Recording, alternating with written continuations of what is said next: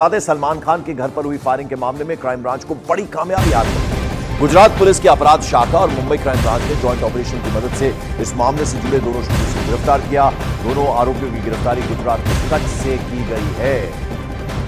और इस बीच आपको बता दें, पनवेल में एक सोसाइटी में दोनों शूटर्स रुके थे। करीब 1 महीने से ये सोसाइटी में रह रहे थे और साथ ही साथ इन्होंने एक सेकेंड हैंड बाइक भी खरीदी थी रायगढ़ से, जहां से 3 लोगों को हिरासत में भी लिया गया है। तो ये और जानकारी सामने निकल कर आ रही है। तो किस तरह से रेकी की सलमान खान के घर की, 1 महीने से रह रहे थे पनवेल के एक फ्लैट में, और 2 ये आरोपी हैं जो कि बिहार के रहने वाले हैं।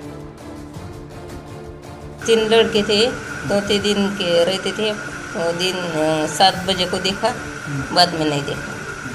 क्या करते थे आप? क्या मालूम क्या काम करते थे वो नहीं मालूम। वो नहीं बोलते, हम नहीं उसको बोलते थे, नहीं हमको बोलते। हाँ, यहाँ पे कुछ बातचीत होती थी? नहीं, कुछ नहीं। तो पुलिस वगैरह आई थी? हाँ, आई थी, कल आई थी। क्या पूछे पुलिस वगैरह? ये पूछे थे, वही बताया।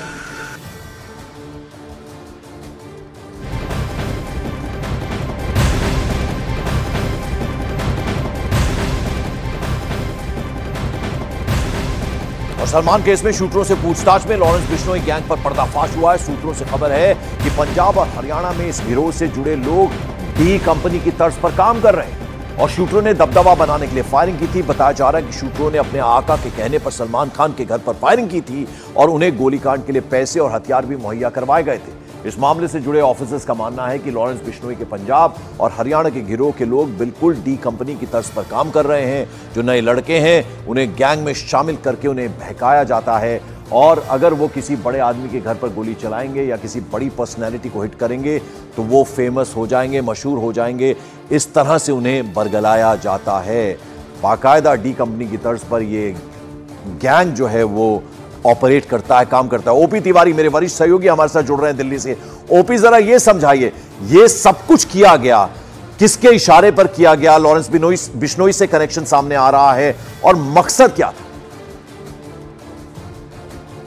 देखिए, मैं आपको बता दूं पंकज कि इस मामले में लॉरेंस बिश्नोई का जो खासम खास है रोहित गोधारा, जो कनाडा और अमेरिका में बैठा हुआ है, उसके इशारे पर इस पूरी घटना को अंजाम दिया गया। सबसे महत्वपूर्ण बात इस मामले में यह है कि पंजाब और जो हरियाणा के गैंगस्टर्स हैं जो विदेशों में बैठे हुए हैं, उन्हें लगता है कि मुंबई अंडरवर्ल्ड से दाऊद की डी कंपनी का वर्चस्व खत्म हो चुका है और चूंकि मुंबई से होने वाली कमाई और चमक धमक को देखते हुए इन गैंगस्टर्स ने वहां पर अपने कब्जा करने की योजना बनाई और इस योजना के तहत उन्होंने वहां पर बड़े लोगों पर फायरिंग करने की या उन्हें धमकी देने की योजना बनाई और उसके तहत धमकियां दी भी गई और अब फायरिंग भी की गई। इसलिए इनका मकसद था कि धीरे धीरे मुंबई अंडरवर्ल्ड में उनका नाम फैल जाएगा और जो मुंबई से होने वाली कमाई और चमक धमक है उस पर उनका कब्जा हो जाएगा। लिहाजा दाऊद की डी कंपनी को डिफीट करने के लिए और मुंबई अंडरवर्ल्ड पे अपना कब्जा करने के लिए ये पूरी योजना बनाई गई और इसको कहा जाए उनके शब्दों में तो कामयाबी से अंजाम भी दिया गया। पंकज, बिल्कुल। और सलमान खान के घर पर फायरिंग के मामले में गुजरात के कच्छ से ये जो 2 आरोपी गिरफ्तार किए गए हैं, 2 शूटर्स गिरफ्तार करे गए हैं, वो बिहार के रहने वाले हैं। दोनों ही शूटर्स बिहार का पश्चिम चंपारण का मसी गांव है, वहां के रहने वाले, एक ही गांव के हैं दोनों। और मामले की जांच कर रही मुंबई पुलिस ने बिहार पुलिस से संपर्क भी किया है। मुंबई पुलिस ने बिहार पुलिस से दोनों शूटरों के बारे में उनकी आपराधिक ट्रैक रिकॉर्ड क्या कुछ है, कुछ हिस्ट्री है उनकी, वो जानकारी मांगी है। साथ ही मुंबई पुलिस की टीम जांच के लिए मोतिहारी भी जा सकती है, जो बड़ी खबर आ रही है। यानी अब बिहार पुलिस से भी मुंबई पुलिस ने संपर्क साधा है। कोई भी कड़ी छोड़ना नहीं चाहती है मुंबई की क्राइम ब्रांच। पहले कच्छ से जिस तरह से गिरफ्तारी हुई है और अब बिहार में जहां के वो रहने वाले हैं और उनसे भी संपर्क साधा जाएगा।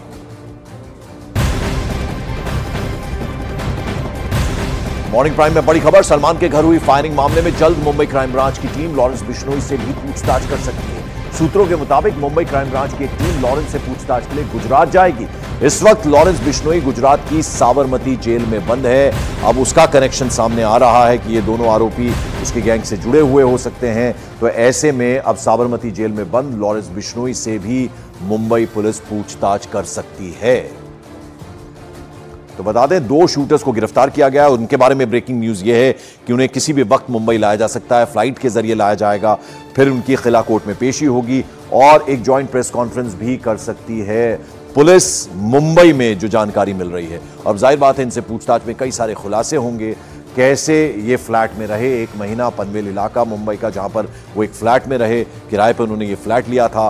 कैसे इन्होंने एक सेकंड हैंड बाइक रायगढ़ से खरीदी थी, वहां से भी 3 लोगों को हिरासत में लिया गया। और जिस फ्लैट में पनवेल में रहते थे वहां एक महिला से भी पूछताछ की गई। हालांकि उसने बताया कि हाँ, वो इन दोनों को देखती तो थी लेकिन इनके बारे में ज्यादा जानकारी नहीं थी। अब बिहार के ये रहने वाले हैं। मोतिहारी भी मुंबई पुलिस जा सकती है, वहां की पुलिस से भी लगातार संपर्क में है। जिस गांव के वो रहने वाले हैं वहां पर भी पुलिस जाके छानबीन कर सकती है।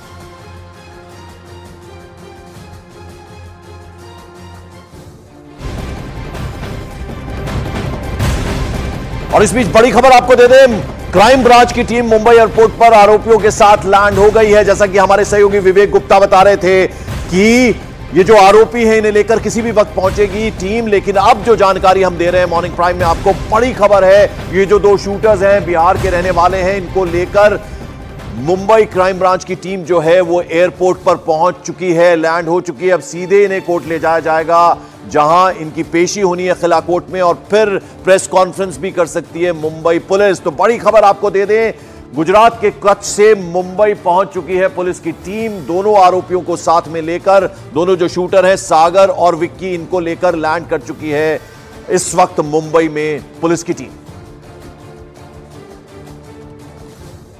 और बुलेटिन में आगे बढ़ते हैं। खबर उत्तर प्रदेश की मैनपुरी सीट से है। समाजवादी पार्टी के अध्यक्ष अखिलेश यादव की पत्नी डिंपल यादव मैनपुरी सीट से आज अपना नामांकन करने वाली है। अब से कुछ ही देर में मैनपुरी जिला निर्वाचन कार्यालय में डिंपल यादव नॉमिनेशन करने पहुंचेगी। मुलायम सिंह यादव परिवार की यह पारंपरिक सीट रही है। बीजेपी ने मैनपुरी सीट से जयवीर सिंह को कैंडिडेट बनाया है। ऐसे में खास बात यह है कि डिंपल 2019 में कन्नौज से चुनाव हार गई थी। हालांकि 2022 में मैनपुरी से सांसद चुन ली गई थी। हमारे साथ इस वक्त मौजूद है समाजवादी पार्टी की लोकप्रिय नेता, स्टार प्रचारक, मैनपुरी से प्रत्याशी डिंपल यादव जी। मैम, सबसे पहले तो बहुत बहुत धन्यवाद आप ने हमसे बातचीत करने के लिए समय निकला। लगातार आप प्रचार कर रही हैं मैनपुरी में, क्या लग रहा है मैम? मैं समझती हूँ कि मैनपुरी और इनफैक्ट पूरे प्रदेश में समाजवादी पार्टी बहुत मजबूती के साथ लड़ रही है। और इस बार चुनाव जब रिजल्ट आएंगे तब आपको पता चलेगा कि कितना बढ़िया रिजल्ट आने वाले हैं। मार्जिन जो होने वाला है मैम पिछले बार से ज़्यादा होगा? ये तो जब रिजल्ट आएंगे तभी पता चलेगा, लेकिन हमें पूरी उम्मीद है कि मार्जिन बढ़कर ही आएंगे। इस बार चुनावी मैदान में बीजेपी ने जयवीर सिंह को उम्मीदवार बनाया है। उत्तर प्रदेश सरकार में मंत्री हैं और सबसे बड़ी बात पुराने समाजवादी भी रहे हैं, तो इसको किस तरीके से देखें? मैं समझती हूँ कि कहीं ना कहीं मौजूदा सरकार चाह रही है कि प्रशासन और शासन के बल से चुनाव में ये लोग गड़बड़ी कराएं, लेकिन समाजवादी लोग तैयार हैं कि भारी बहुमत से समाजवादी पार्टी और समाजवादी लोग जीत के आने वाले हैं। मैम, जिस तरीके से बीजेपी का संकल्प पत्र आया उसमें उन्होंने कहा कि यूनिफॉर्म सिविल कोड हम इम्प्लीमेंट करेंगे जैसे ही हमारी सरकार आती है। इसको किस तरीके? हम तो चाह रहे हैं आप 2 करोड़ युवाओं को नौकरी दें। आपने लास्ट 10 साल में कहा, डंका बजाया कि नौकरी देंगे, कि आय दुगनी होगी, कि महिलाओं को मुफ्त सिलेंडर मिलेंगे और न जाने क्या क्या बातें कही गई कि बाहर से गया हुआ काला धन वापस आप देश में लौटा के लाएंगे। जब आपने पहली बातें पूरी नहीं करी तो कौन आपकी बात पे यकीन करेगा? और मैं समझती हूँ यूनिफॉर्म सिविल कोड ले भी आएंगे तो उससे आम जनता को क्या फ़र्क पड़ेगा। ज़रूरत अभी इस समय है कि जो उत्तर प्रदेश है, जो युवाओं का प्रदेश है, उनको रोज़गार, नौकरी दें। और जो संविधान के माध्यम से जो नौकरियाँ मिलनी चाहिए